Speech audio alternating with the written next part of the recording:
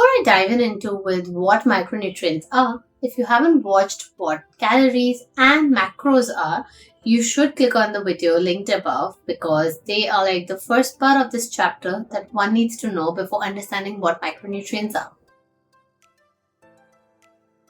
Now coming back to micronutrients, they are the nutrients that our body requires in smaller quantities. Again, I'd like to mention this.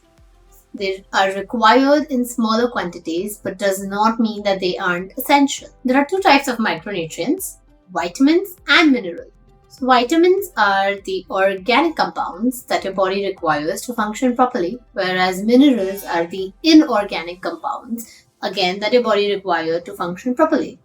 Examples of vitamins would be vitamin A, B, C, D, E, K, and for the minerals we have iron, calcium, magnesium, zinc, etc. Minerals are also important in building strong bones and carrying oxygen in the blood, as well as maintaining a healthy immune system.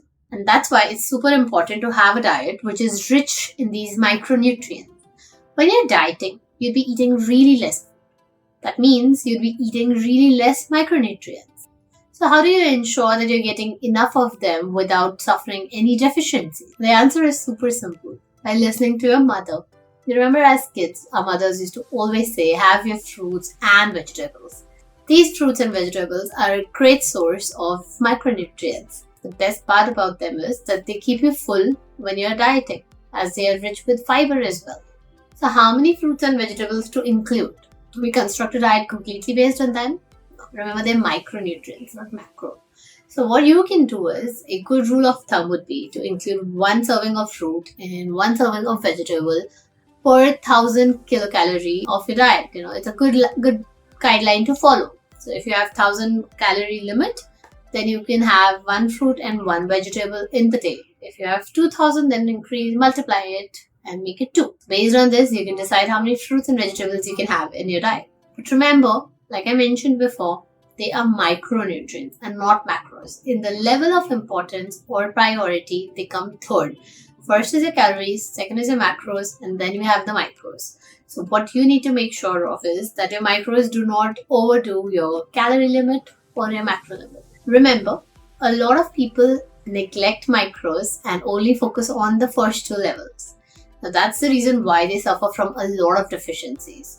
Calcium deficiency, iron deficiency, vitamin D deficiency are like the most commonly reported deficiencies, and most of us suffer with them.